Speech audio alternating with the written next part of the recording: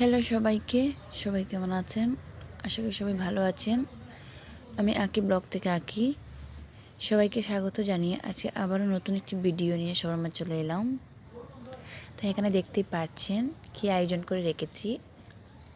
Tomato, পেঁয়াজ, কাঁচামরিচ, রসুন, ধনেপাতা আর এইগুলো দিয়ে সুন্দর করে একটা টক ঝাল ভর্তা বানাবো। জিভে জল আনার মতো ভর্তা, খুবই লোভনীয়। কে কে এই ভর্তাটা পছন্দ করেন কমেন্টে জানাবেন। আর আমার ভিডিও ভালো লাগে থাকলে অবশ্যই আমাকে চ্যানেলটি সাবস্ক্রাইব এবং লাইক কমেন্ট করে পাশে থাকবেন। কে কোথায় থেকে ভিডিওটি দেখছেন অবশ্যই কমেন্টে জানাবেন।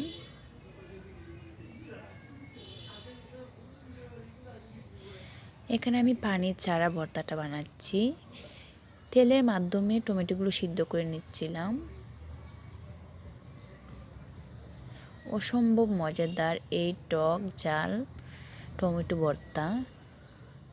এই টমেটো ভর্তা খাবার তালিকায় থাকলে অনায়াসে 2 প্লেট ভাত খাওয়া যায়, এতটা পরিমাণে মজাদার হয়। আর আমাদের বাসায় যখন এই টমেটো ভর্তাটা আমি বানাই তখন আমার আর কিছু লাগে না, শুধু টমেটো ভর্তা হলেই চলে, এতটা পরিমাণে মজাদার হয় এই ভর্তাটা।